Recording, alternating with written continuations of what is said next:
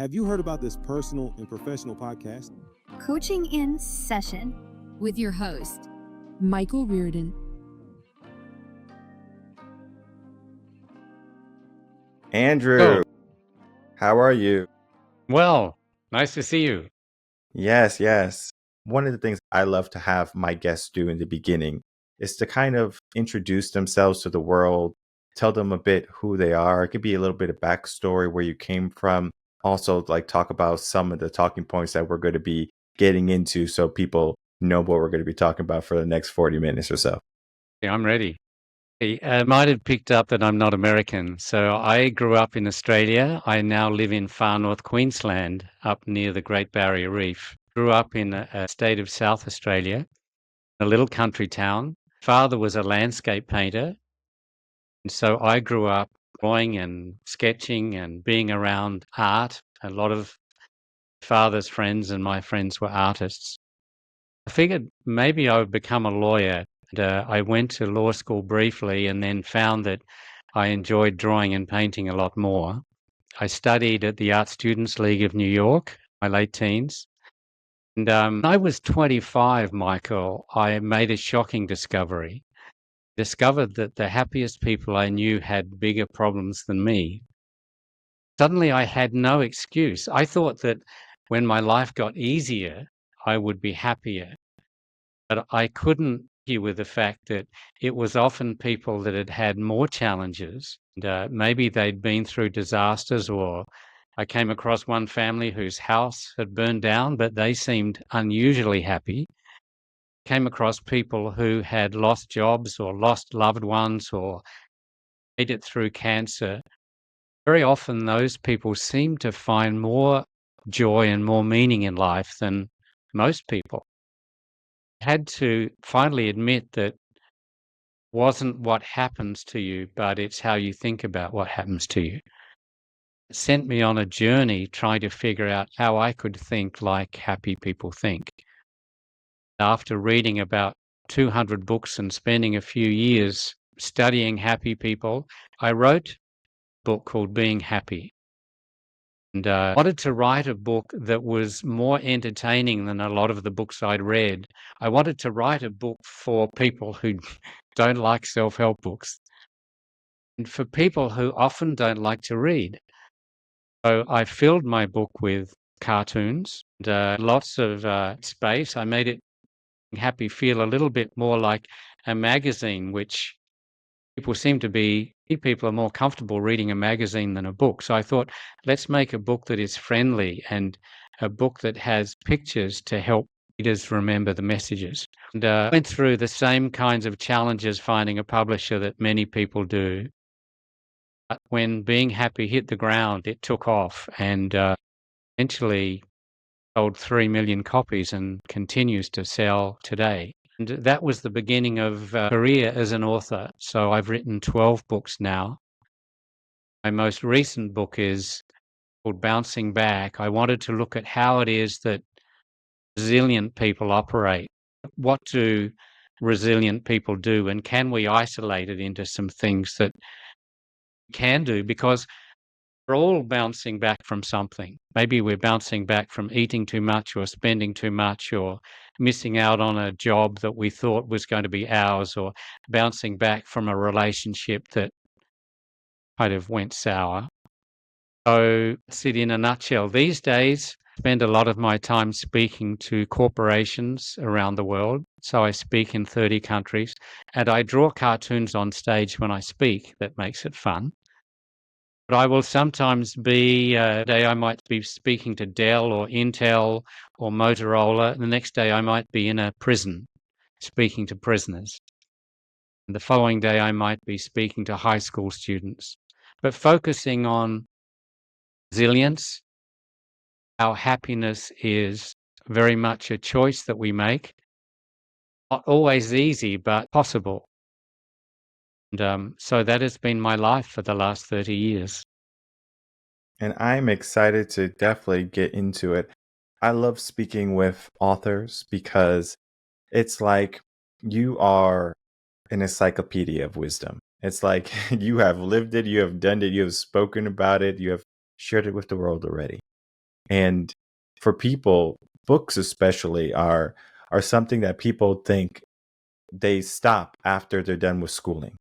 I can't tell you how many individuals, be it children, young teens, even college professionals, that after they're done with their school, they say, okay, I'm done learning. I'm all done with everything, right? I got everything I need. And then they're off to the races, they're off to the real world. And they didn't realize that there's many more battles that they have to understand and learn about. The statistics are, I I'm going to get it wrong, but it's like after the age of 30, or or after the age of 18, I believe. It's like 33% of people won't read a book or something like that. So that's That is astounding. Like, amazing. yeah, it's like after 18, it's like, yeah, I'm done reading books. It's like, okay, like what are you doing? And of course, we can look at technology today. Many people will, watch a video or play games on their phone or something. They do something else besides read a book. And I mean, I have books everywhere in this office. Like, I have books back there. I got books over here. I got a pile of books over there. I have a guest room full of books on my bookshelf. I have a lot of books in this house. It's always difficult to kind of say, which books am I going to keep? Because you accumulate so many of them. And of course, you can just go to the library, get a book and things like that. I did that when I was younger. My grandmother would take us to the library and we would get books every week. And we were never really good about bringing them back, so we always had to buy them. But, as I matured and I grew up, I became more mature and more responsible, I guess. So all the books are now back at the library if I ever take out a book. But, it was something that I think many people don't appreciate, like the value of a good book, or the value of a book that can help instill something within you and help change your life. What's your take on the value of a book? Firstly, the value of an idea. One idea can change your life. So I read a book with the hope that I will get one idea. I give you an example. It's not failure that crushes us. What hurts most is never having tried. Came across that idea in a book. Suddenly it changed my whole mindset, so that I was thinking it doesn't matter if what I do doesn't work. I feel so much better about myself for having tried. And when I'm 85 years old, I'm not going to be worrying about the things that didn't work. I'm going to be thinking about the things that I could have done or could have tried but didn't. So in that context, read a book, or I listen to an audio book or a podcast like yours, with the idea, I just want to take away one idea. Joy for me in writing these books, and the reason that I took it from one book to now having written 12, is that there are still a lot of people who do read, and they send me emails and they contact me on social media and say, Andrew, your ideas changed my life. And I like to respond always, and I will say, didn't change your life. It's not my ideas. You changed your life, but I'm thrilled that my books were a part of that. So enormously powerful. And most people write books, non-fiction books, with the idea of helping people to navigate a problem so the reader doesn't make the same mistakes. So a book can save us years of mistakes or years of misery. And so just so precious. Yeah, it's the wisdom aspect, because I like to think of like a book being two things, right? Wisdom and knowledge. Let's say you wrote a book about riding a bike. I can read that book all day long, and when I get on a bike, I'm probably gonna fall. I'm gonna not do too well, right? It's going to be the failure that helps me learn to ride the bike. Now, of course, I'm going to learn the wisdom there, right? I might have to pay attention, right? Keep both feet on the pedals, right? Make sure I don't jerk the handlebars too much, right? So that's the wisdom aspect. So if you take knowledge and wisdom with experience, you get something amazing. Many people, when it comes to reading books, they typically don't look at the trifecta of everything. They say, okay, let me see how much I can learn, right? The knowledge aspect. And then they kind of let the wisdom go sometimes, or they don't pay attention to it. Because if you get, let's say, like a classroom of kids, you tell them to read a book, and the book is only 10 pages long. And you basically ask each one to write what they read about. Everyone's going to have a different take on what they read, right? It's only 10 pages, right? Some people might focus on the beginning, some people might focus on the middle, some people might focus at the end.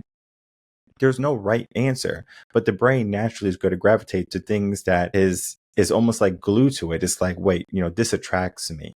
It was almost like how you tried to, go to school to be a lawyer. You're like, this doesn't feel right for me, So like art was right for me, right? It was something I experienced growing up, and this is a part of me.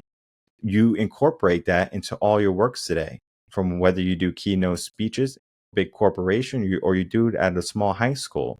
You do it because it feels good to you, and it feels natural to everyone else because it's natural to you. And I always say, like, when you could be authentic, you can truly reach more people because, if you just kind of do things as a facade, people can truly tell intentions. It's almost like reading energy. It's like this person doesn't feel authentic. Like this person doesn't feel real. But when you can be real, when you can, and you can give them resources that is appropriate to their mind or their thinking or just how people naturally want to be, it's going to be so much more impactful. Yes, Michael. And along with that, the realization that we don't have to be perfect. Being authentic comes with doing something that we care about and also enthusiasm. And if we have that care and that enthusiasm, and if we have a good message, then that is enough. And people will forgive us for not being perfect. It took me a while to learn that in my keynote presentations. Yeah, going back to book number one, right? Did you think you would have the impact in, like how many people read your book, and how many people are out there supporting you and learning from you when you wrote that initial book? The interesting thing is the first book I wrote never got published. That was a children's book. I sent that to 60 publishers around the world, and then I counted the rejections as they came back. Before long, I guess after about 2 or 3 weeks, I had my first rejection slips, and before long I had 20 and 30 and 45 and 55 and 58 and 59 and then 60 and 61. Somebody wrote to me twice and said, "Forget it." So I already knew that it was a challenge to get published. Being happy, I decided I would be a little bit more selective. And so I figured out who were the most likely 17 publishers around the world who were publishing nonfiction in the English language. I wrote to all of those and I got 17 rejections. Then there's a message here too. Just by chance, I was passing through Singapore and I had lunch with a friend. And I said to her, "Do you want to read my manuscript? It's just been rejected by 17 publishers."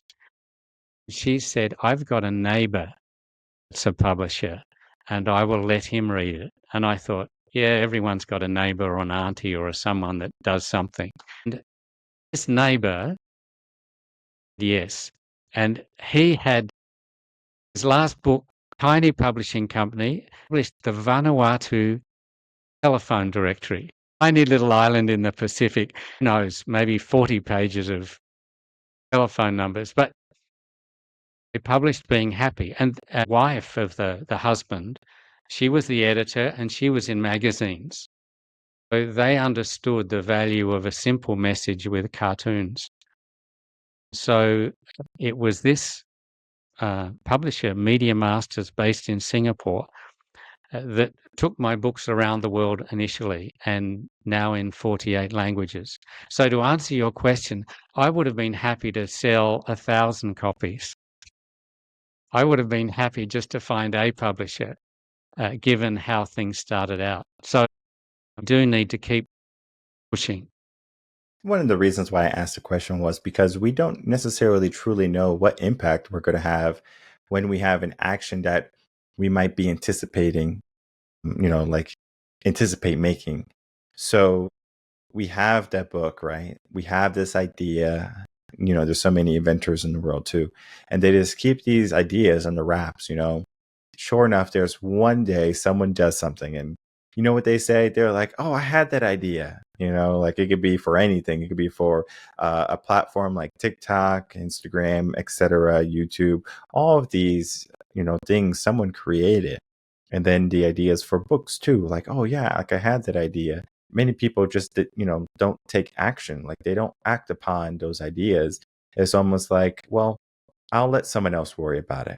This is like a phenomena that's even in our day to day. For example, let's say someone's on the side of the road and they got a flat tire and they're just kind of there, like they don't know how to change a tire. Like you can see, like, I don't know what I'm doing. And maybe you are someone who knows how to change a tire. You might say, well, they probably called for help already. They have roadside assistance coming to help them. They don't need help. You have all these excuses going on in your mind, besides saying, hey, I'm going to pull over and stop and help them. And it's amazing because when you do pull over, or if you do, and you say, hey, is everything okay? They're like, no, like I ran out of gas. And it's like, well, we can go to the gas station and, get you a little gas so you can, get to the gas station and fill up. It's like, oh, appreciate that. And it's almost like we just kind of get so busy with our own life. We're not paying attention to the things that are around us, the people that need us.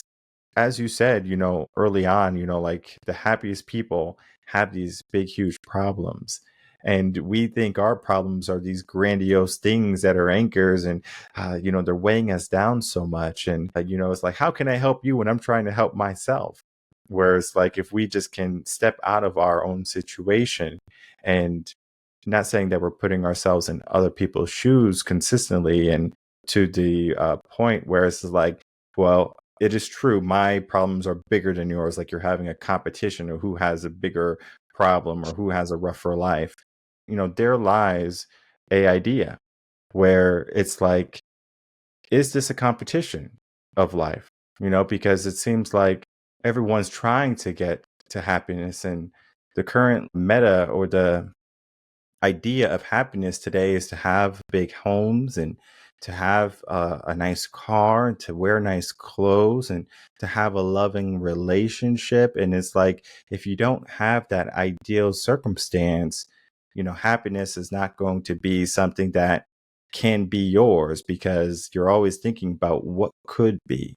So, from you writing all these books and understanding about happiness in general, what would you say is the biggest hurdles that individuals have to face if they want to be more happy in their life? First one, I think, Michael, is that we need to understand that happiness is a decision. That essentially we say, from today, I'm going to see my life a little differently. I'm going to reflect on my own challenges differently. And when we make a decision to say, I choose to be more grateful from this day onward, then things change. So here's one thing. The next thing that we can do is we say to ourselves, when things go wrong, what is one good thing about this? Because you may have discovered, and I'm sure what our listeners have discovered, is that once you have one negative thought, it leads to another and another and another. Negative thoughts are like rats. The moment we say, hey, I've been bumped off this flight, or someone stole my bicycle, or I didn't get this promotion, had to cancel my vacation, but what is one good thing about this? Then we start to find one good thing. As we find one good thing, we stop that invasion of all the negative thoughts. So that's always a good thing. Making a decision not to complain is critical. We're alluding to that a little bit in terms of seeing things in perspective. Everyone knows that what we think about, we talk about. We think about food, we talk about food. But the reverse is also true. The things that we talk about, we continue to think about, even when we're by ourselves. So if we can choose to not complain about things, then we have a big effect on the thoughts that are happening in our head. Other thing, and you've touched on this in terms of the person on the highway with the flat tire, happy people are kind people. If we can recognize that the kinder we are, the happier we will be, that's helpful. That leads to things like giving people compliments. The more that we compliment people, if we say, I want to give 3 compliments today to somebody or 3 different people, then we go about our day looking for good things in people and situations. And the more good we find in the world outside, the more good we find in ourselves. It's just an automatic equation. So that helps us to be happy too. Very good point. I don't know how it is over where you are, but like in America, depending on where you are, people don't talk to people.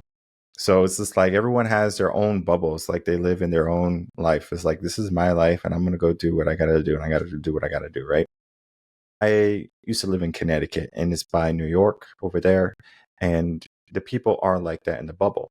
And when I moved to Texas, let me tell you, the people are so friendly. They're just like I don't care what's going on in my life or in your life. I'm going to say hi to you. And they go out of the way almost to be kind. And it took a little bit of time to me to acclimate to that because I thought it was so weird because I grew up living in that bubble, like saying, okay, got to worry about my problems. Maybe if my friend has a problem, I can worry about that too. But it wasn't so much of my concern. But here it's like everyone, wants to see people do good and, so much kind. And they call it Southern hospitality, where it's just like different parts of, or different areas of, of this, like in the States, it's like you can get that. And then there's certain areas where it's just like you're going to get a yelling, screaming person who's so caught up in their own life. What do you say to those people who are living in that bubble and who are so distracted by their own circumstance that they can't even see someone and say, hey, you look good today. Hey, I like your dress. Hey, you're looking sharp, right? You smell good. And I mean, it doesn't have to get weird or anything, but like they are just totally checked out. Um, Firstly, I think in many ways it's just fear. And what has happened is that we've had people who've recognized that if they put earphones or headphones on and they're on their phone or scrolling, then they don't need to actually acknowledge anyone else that's sitting next to them on the train or in an elevator. And that is very much more comfortable. A big challenge because we've got to encourage these people to step out of that comfortable bubble of saying, I don't have to be involved in anyone else's problem. But the best way that I think we can do that is by, at any opportunity, by being a role model and by being engaged and by being helpful and by being interested and bit by bit, those people around us, whether they're just on a train or in an elevator, start to see that there's another way to be. I used to have a friend. He actually lived in Texas, and he was the most extraordinary guy. His name was Doug. He would talk to anybody in any situation. He would just start a conversation with everybody. An elevator, on a train, and I was once with him in an elevator. We got into the elevator on the first floor. By the time we got to the 20th floor, he was going into business with the person in the they'd struck up a conversation. They'd found, and he would literally talk to anybody and everybody he met.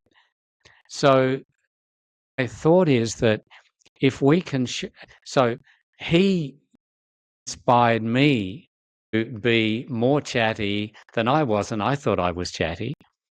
So, and we demonstrate to other people what is possible, then they will often start to do what we're doing because they think, hey, that's a good way to be. How about busy people and happiness? Because I know some people get so caught up in being busy entrepreneurs sometimes, like I'm busy growing my business and they don't look at the little things in life. Maybe I don't want to use the word, but I am going to use the word neglect their family. So they spend more time at work than they do with their family. Like they're just almost like so focused on a goal where happiness almost takes a back burner. Are those individuals making a decision to not appreciate their family or to not be happy? Because I think they're thinking in a different way of, I'm doing this for my family even if they don't see it. Yeah, and I think more and fathers will probably sometimes do that. Like they check out of their family, but they say, I'm doing it for the family. Very often it's actually also what they want to do because they're in an area where they feel more comfortable, and it's sometimes easier to stay at work and work late than try and deal with the difficult teenagers. Comes back a lot to deciding that, okay, I may be building a future, but I have to live life in the present. For many of us, we're even those of us that think we're doing okay, we're still postponing our happiness. Like we might have a dinner engagement and we're headed for the restaurant, but we're stuck in traffic and we're saying, well, I'm going to be happy when I get to the restaurant. But, right now we're cursing the traffic. And then we get to the restaurant and now there's a lineup because we're late. We say, well, I'll happy when I get a table, and we get the table and we look through the menu, we order our food. Now we're hungry. So I'm not happy yet, but I'm going to be happy when I get my meal. And then we take a photograph of our main course and send it out on Instagram. I'll be happy when someone responds and likes what I've ordered. And so it goes on. And we have to at some point say, I need to drag my awareness, my mind back to the present, because I can live my whole life like this. So right now, I need to be just enjoying my chat with Michael, and I need to not be thinking about, aware that there are things I'm looking forward to. But when we can do that, and we also need to at some point make that decision, then it becomes easier to enjoy the people that are with us and enjoy what we're doing at the moment. But it's a trap. We're always for thinking that the next moment is going to be better than this moment. And the next moment is never better than this moment, especially if in the next moment we're thinking about the moment after that. Very true. You brought up a good point, and you didn't use this word exactly, but the word comfort. It's like if you're stuck in traffic, you might think this is uncomfortable, right? Maybe you're just like, oh, I want to get out and walk around. Maybe you're on a long road trip, so it's uncomfortable. Maybe you're hungry, so you want to fill your belly. So we're looking for comfort, right? So we're not feeling hungry anymore. We're not feeling claustrophobic or being in the car. And I wanted to ask you this question. Is there a difference between being comfortable and being happy? I would think so. That's a great question. I've never considered it, and I've never been asked it, but I think there's happiness and joy in stretching ourselves and in anticipation and in planning for things that might be difficult. And so there is a certain amount of adrenaline, maybe not too much, but in anticipation of things that we're going to find challenging or exciting. And we're just allowing ourselves to be comfortable, whether it's just always having comfortable conversations or just staying in that comfortable zone at work, never dealing with difficult things that need to be fixed. That's not really leading us toward the most fulfilling and enriching life. So comfort is probably something we need to be careful of too much. Yeah. I'm not sure if you have it. Do you have a lottery system where like people can win money? We do. So like the statistics are like, like if you win the lottery, like you're happy for like 6 to 9 months or something. And then it's kind of like now you're focused on all the problems, right? Maybe taxes, but your family, wanting money, all these people are wanting money.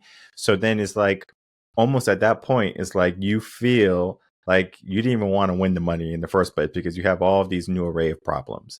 And typically when they lose it all, they feel happy again. It's like, didn't you want the money and things like that? This happened with Mike Tyson. He's a boxer, and Yeah, I know, Mike. and he talked about this aspect where he was a fighter, like the one of the best heavyweights there were, and he was talking about how when he lost it all, he was happy because no one can take anything from him anymore because that's what they wanted for him. So he felt like everyone just wants something from me. Everyone just wants to be around me because I have money. They didn't truly ask who he was or if he was okay. It was kind of like, like, oh, you have all this money, you should be okay. Where people were just making assumptions rather than truly understanding and inquiring what is going on with an individual. And many people, they don't even do this. And even in relationships, they don't do it on a consistent manner, which they should, asking their partner like, hey, like, is everything good? Let's check in. Let's have a conversation. My wife and I, for example, we have monthly life coaching sessions. And it's not like we need to go see a life coach or anything. Like we don't have like relationship problems, but we just check in.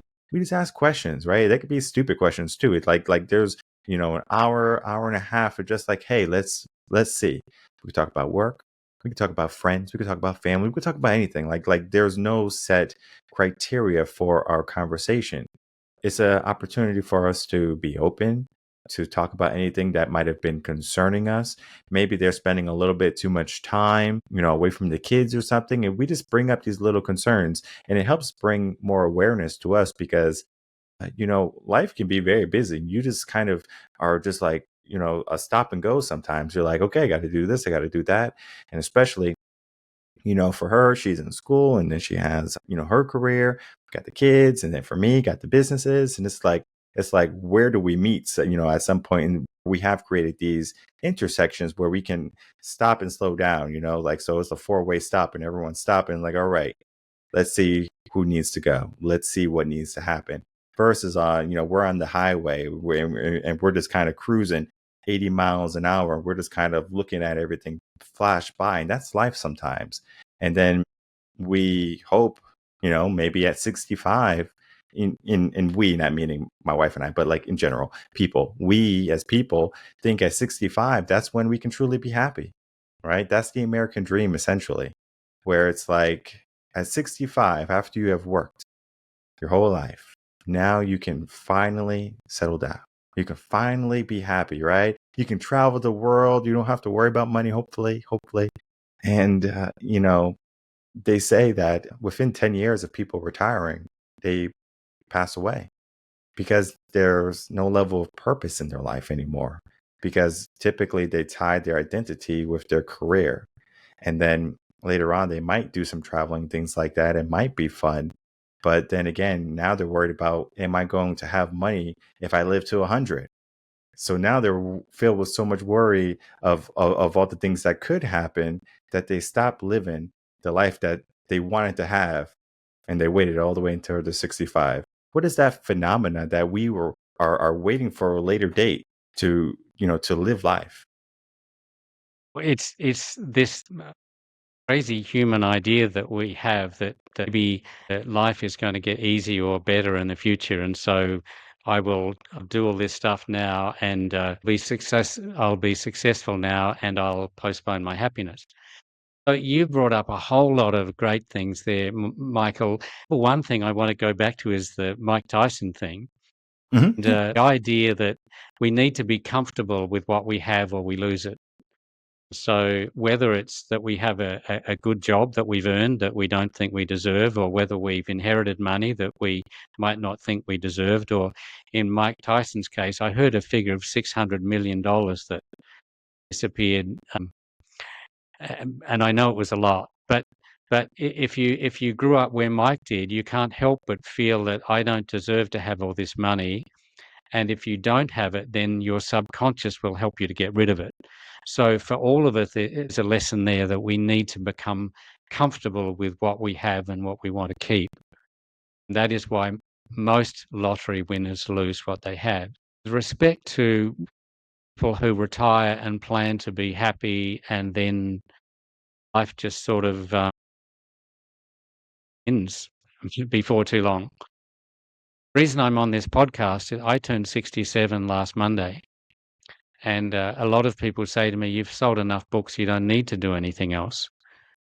I believe that the more that I can be connected with you and our listeners, the more that I can be sharing something that might be useful, the more that I feel that I'm a part of this world and still contributing, and will hopefully bring some happiness to our listeners, and know that that will bring some happiness to me.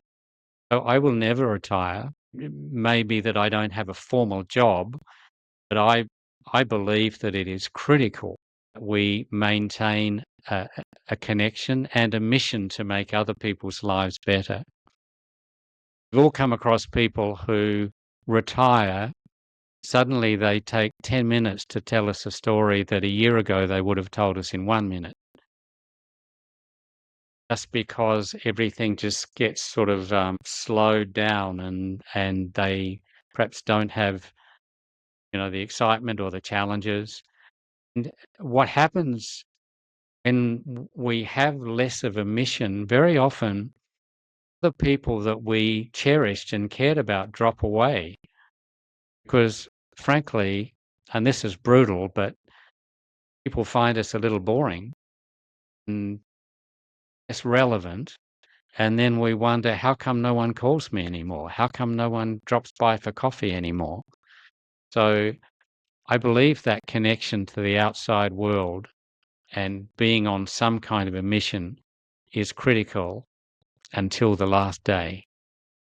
Yeah, there's so many aspects of that last point. Proximity, for example, if you live next to your grandma, you're going to probably see her a lot more, or grandpa, whoever.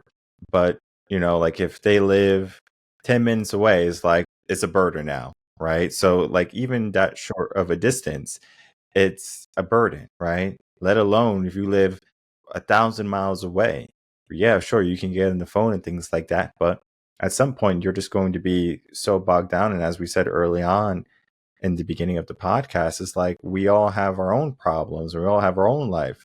And it's not until someone passes away or something negative happens that we are paying attention, right? Because I can't tell you how many people, they go to funerals or someone passes away, they go, oh my goodness, like I wish I talked to them more, like I wish I called them. And there's all of these regrets of the things that can no longer happen. We have an opportunity to pick up our phone and call our parents and say that we love them, and to to rekindle those fires and those relationships that we once had. But many people, they just kind of allow them to deteriorate. And I'm not saying that you need to keep all of your relationships, but which ones would you be upset if you were dying, if you were on your deathbed, and that they didn't stop by, and that they didn't just see how you're doing? And I mean, this is personal, I guess you can say, because maybe you're a person who's like, well, as long as I have my dog and my cat, I'll be good. And it's almost like we have become desensitized as people. Many people think that we don't need each other because they can go to the grocery store, they can get the food that they need. They don't have to talk to the farmers. They don't have to talk to the truckers who bring the food to the grocery store. And they feel as if they traded their hours for a paycheck, that they were the people who have acquired that. And they don't necessarily see all the hands and all the people that were necessary for that to be in their life. The home that you have been living in, maybe you built it, right? Maybe you're a carpenter, but there's a good possibility that you hired a builder to do that, right? They were a part of your life at some point. So there's people who are coming in and out of your life frequently. And it's difficult for us to say, well, I'm going to stay connected to everyone who has been in and out of my life.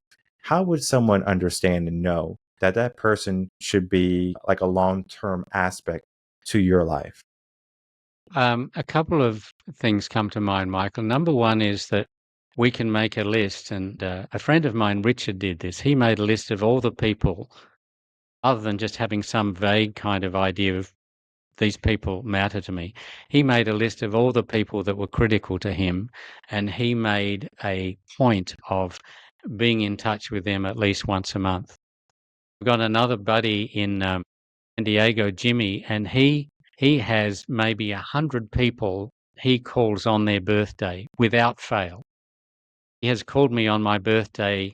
He was a reader who one of my books, and then he won a holiday to Australia and came and visited me, and we've been in touch ever since. He has called me on my birthday every year for the last 30 years. Mm.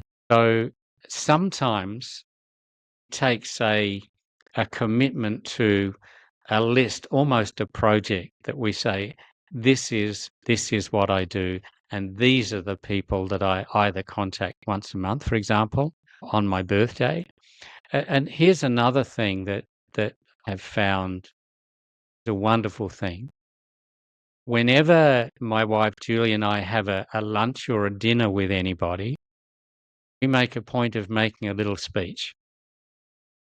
It might only be 2 sentences. It might be, "We are so blessed to have you as neighbours, and we're so looking forward to getting to know you better as you've just moved in here, but we're thrilled that you've come to our place for lunch today, and thank you," which was, from a little speech we had neighbours come to lunch on the weekend.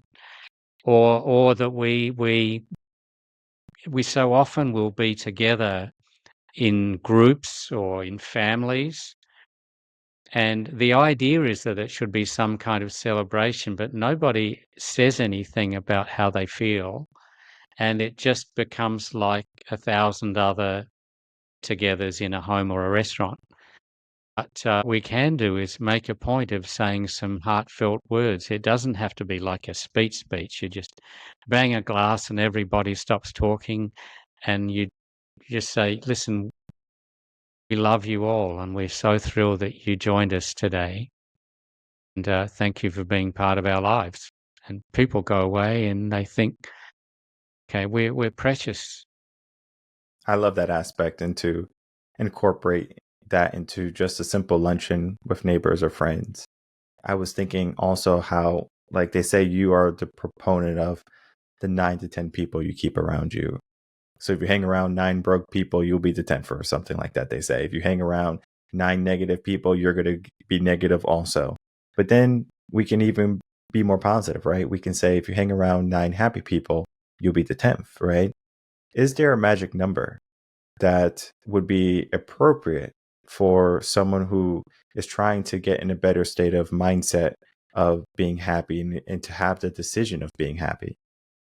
I'm not aware of an appropriate number, Michael. But I do believe if we have that mission to uplift, that we look for good things. So we were talking about compliments earlier. In terms of relationships, this is something that I've discovered, and that is that when you take the time to understand the heartaches, the fears, and the troubles that almost anyone has been through, it'll break your heart. That every one of us, challenged and troubled. I played tennis with a guy called Ted, and Ted seems like nothing worries him. Always making fun of people. People are always first to make fun of him because he seems like he's bulletproof. He's in real estate, so he's a pretty tough anyway. He said to me last year, he said, "Andrew, there's not a day goes by that I don't worry that I've said the wrong thing or done the wrong thing." He said, "My life is torture." Couldn't believe it. I thought this is the last person that I would have thought that would be struggling. And what we might take from that is that the question is not why are some people sometimes difficult or troublesome or hard to get along with. The miracle is how some people even survive with what they struggle with and with what they go through. And if we can remember that even those people who seem to be bulletproof and happy all the time have serious challenges and worries, concerns, and we're less judgmental when they behave not as we would wish that they had behaved. We become likely to embrace them when angry or they say something hurtful. And our relationships improve, and relationships improve whether they're part of our family or whether they're people that we're working with and we found that they were just too difficult to get along with. It's powerful. I know there's many people who will look at someone as a hero or invulnerable or, this figure that, is almost has a level of omnipotence to it. It's like nothing's could affect this person, and they realize, once they get to know them, that they're human too. And the human condition and the human nature is that we're good to be happy, we're good to be sad some days, and hopefully you can be in that happy state of mind, and you can make that decision to be happy more often than to choose to ruminate on something negative. But It's something that people, they have to acclimate to. And, it's easy for people to turn on their smartphones and to see all the negative news. And, naturally, we're hardwired to be negative because at one point in our life, it was a survival mechanism to keep us alive. If we heard something in the bush and we said, it could be a lion, it could be a snake, it could be something that's going to harm me. Yet today, we live a very safe life. We live a more comfortable life where we don't have to go in the fields and toll over, the farms and figure out where we're going to get our food tonight, or, if we're going to have a place to sleep, or, are we going to have clothes? Are we going to be warm? Or, are we going to be temperate? As many of those worries have gone away. And we have replaced those worries with things that are almost ambiguous to, truly living a fulfilled life, because we're worried about what someone else is thinking about us. And that's causing us hardship. And, it's taking away our ability to be happy, because what could be, or what is right now versus, truly reflecting on, the moment, like asking someone like, hey, like, how are you? How are you is one of those simple greetings that we have lost meaning in. I could say, hey, Andrew, how are you? I'm good, right? And like, what does good truly mean? If we can truly dive deep into, what a person is and what a person is feeling, I think it's going to help us understand ourselves even more, because now we're going to be a bit more understanding of are we doing good, or how are you? And we check in more. And I believe that can create more opportunities for people to make that choice, as we said, happiness is, more readily. And our conversation today is definitely just the beginning for people to learn more about, what happiness is, what happiness can be for them. And, all of the books that you have written, and all the workshops and keynote speeches and seminars that you do are going to just be another resource that people can dive into and slowly chip away at maybe the ice that has been around their mind or their heart that is stopping them from truly embracing a happy life, whatever that may mean for them, because happiness is going to be almost similar to success. You get to decide what success is for you, where you get to decide what happiness means for you. And happiness might mean that you're living in a cabin with your most cherished people and you are in communication with all the people you love. And when you go into town to get the food, you're saying thank you for this, because you understand it's not just you giving someone money, but you understanding that they had to work hard for those fruits and those vegetables and whatever you are getting from them. There's so much more to life than being independent and being individual. I found the people who are truly happy can embrace one another, can understand that this is not a fight that I'm fighting alone. I couldn't imagine going to war, for example, and doing it by myself. I have an army with me, and everyone is a brother or sister. And in life, we are the same. We have become so segregated. We have become dilapidated almost as a society, where we dismantle someone else's feelings and emotions as irrelevant because ours are superior in a sense. So, this is all to say that you have some wonderful resources. All the books you have written over the years are going to be something that people can dive into and, use to enhance their life if they're feeling a sense of remorse or regret, or maybe even just the unease of unhappiness. What I would love for you, Andrew, is you to please tell the audience where they can find you, and then please give us a takeaway, any last words that the audience can take with them. Sure. Thank you, Michael. Well, books are available on Amazon. So my first book, one of the best known, is Being Happy. Follow Your Heart is a book that I wrote about finding purpose and meaning in life and our career. My latest book is Bouncing Back, which is how we rebound from disappointment and disaster. All of the books are written in very simple language. They're all full of cartoons because I think pictures help us to remember the message. They are available on hard copy, put out by Amazon and delivered to your home, or they're in ebook, and Bouncing Back and Follow Your Heart are both audible. I have a website, andrewmatthews.com. It's all one word, Matthews with 2 T's, andrewmatthews.com. And sign up for my newsletter that I send out every 2 weeks. which is just a couple of sentences plus a cartoon, but a message that I believe you'll find helpful. No, I was writing Bouncing Back. I was wanting to distill what are three things that resilient people do, and we all need to find resilience when maybe we're not so happy or we're dealing with something that is tougher than we'd ever imagined, like a relationship breakup, or we're short of money, or we're hating our job, or have no job. What are three things that resilient people do? Number one is resilient people accept where they are. There's a myth that says that if you don't accept what you've got, then you're not stuck with it. The reverse is true. As soon as you accept this is not what I wanted, but this is where I am, that's when you can move forward. So acceptance is power. It's critical, and it's something that I talk about a lot in Bouncing Back. Next thing that resilient people do is that they just bite off big challenges one day at a time. All you can do is give your best until bedtime and let tomorrow take care of itself.